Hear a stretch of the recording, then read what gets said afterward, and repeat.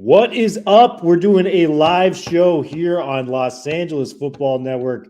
Will Decker, your host from the Bruin Bible, joined by my co-host during the week, the man, the myth, the legend, the madman. What is going on, brother, on this evening where UCLA takes the field against UofA at the Rose Bowl?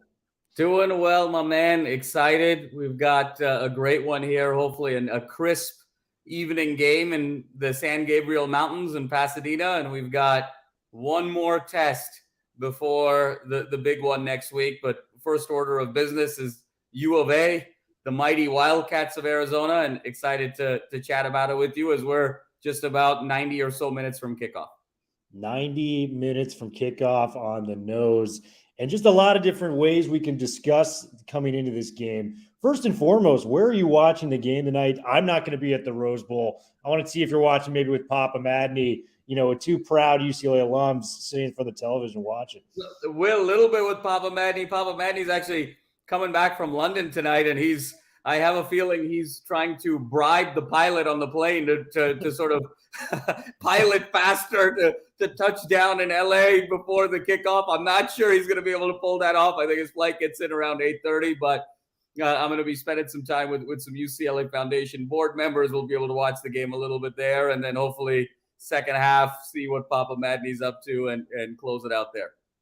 Awesome. Well, a lot to dive into for this game. It's going to be a fun one. And I think, a thing that worries me just on the surface of things is how UCLA let Arizona State back into the game with their passing attack.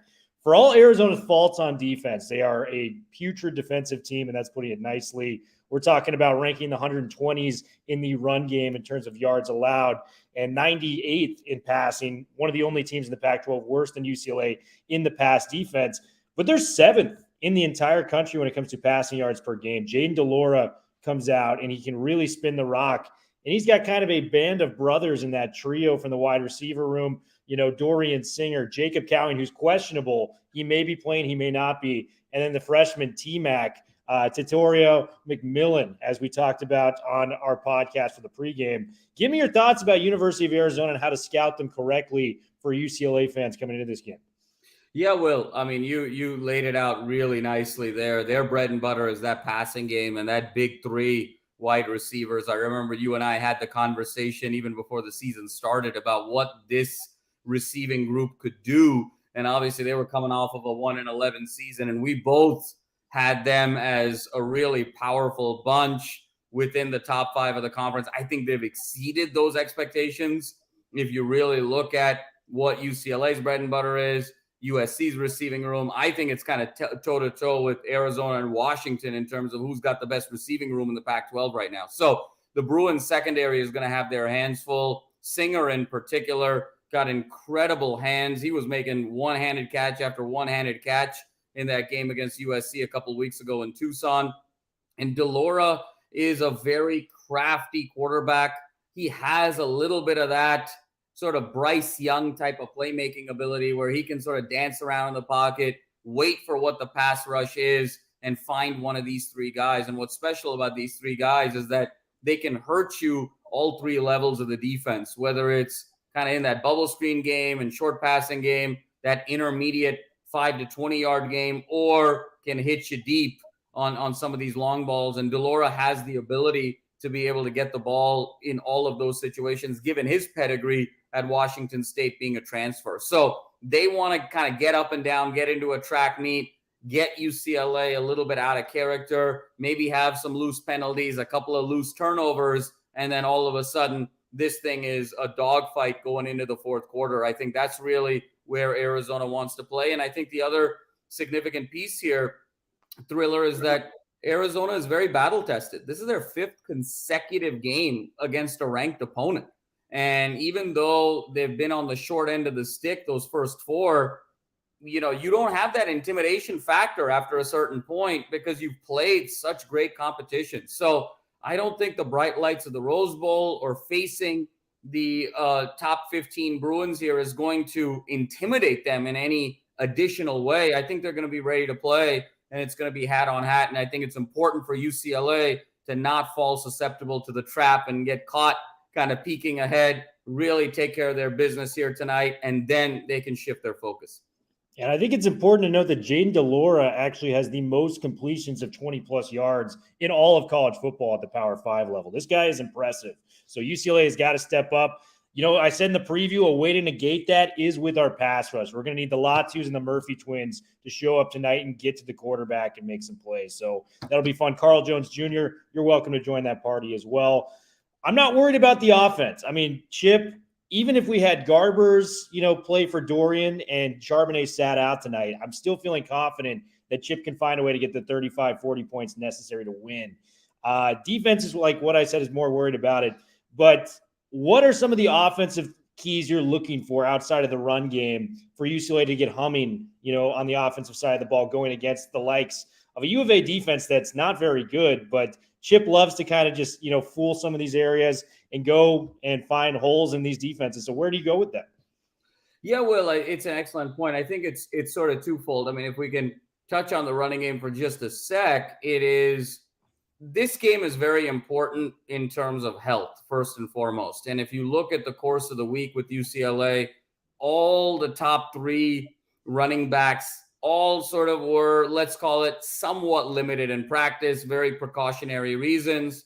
Charbonnet, Kaz, Keegan Jones, even TJ Harden was limited in practice this week. So I think it's going to be important for Chip to have balance, as he always does, and emphasize that running game.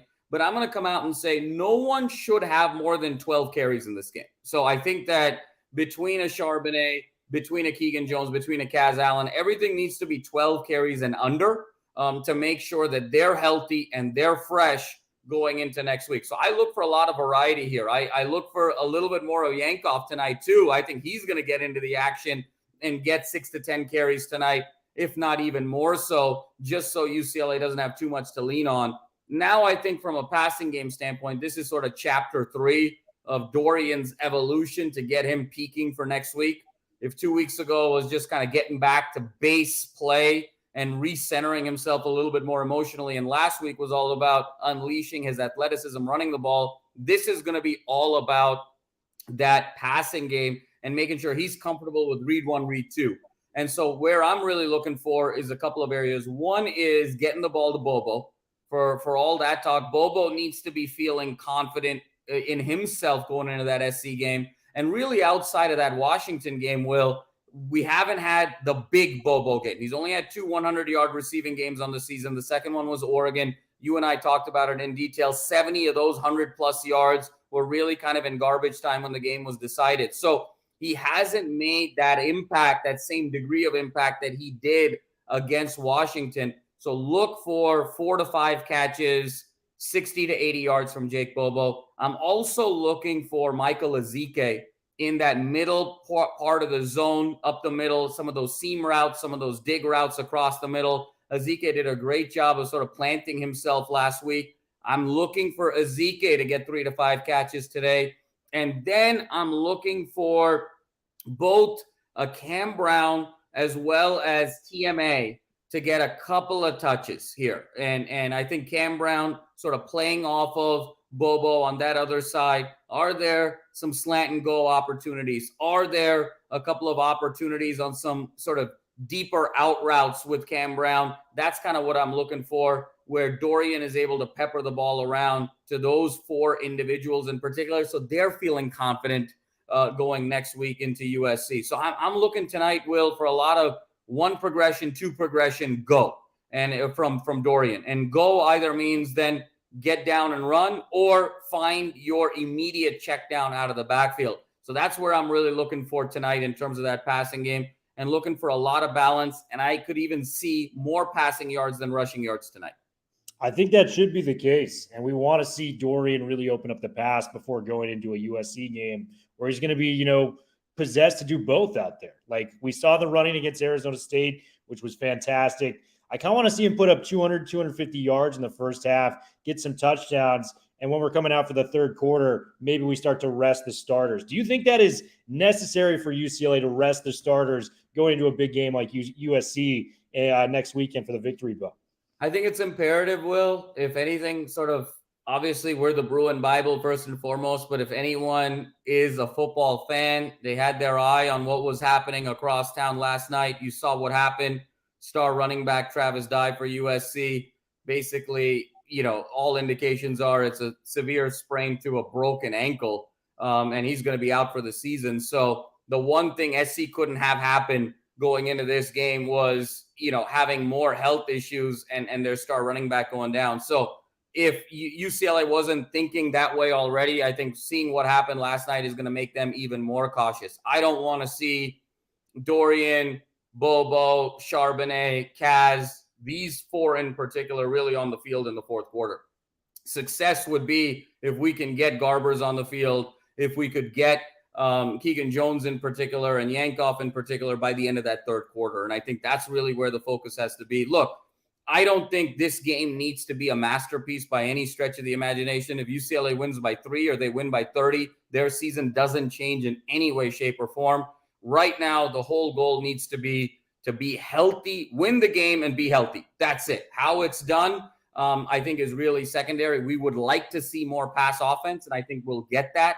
And I think Chip seeing it's more likely for a running back to get injured than it is a receiver in these heavy traffic situations. I think Chip is going to sort of emphasize more throwing the ball tonight to a bunch of different guys, much in the same way he did earlier in the season. Remember, Will, we taught Dorian's first 9 touchdowns this year to 9 different receivers. Expect a variety of guys touching the ball because Chip wants to also camouflage what he's doing for next week.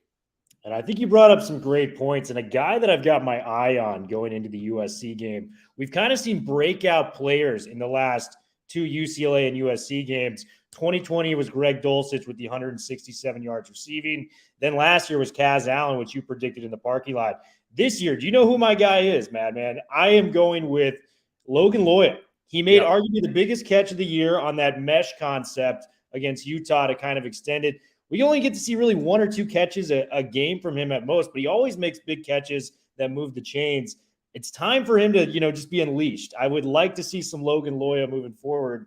And Chip just has this special thing where you almost forget about a guy if you're a defensive coordinator, and then he vaults it right up. And I think in a way he's doing that with Loya, but more importantly, I think he's doing that with Bobo, because I think he knows it's going to be a shootout against the likes of USC and, Cal moving forward. So, Madman, who needs to have a big game tonight, in your opinion, before we sign off here on the game preview?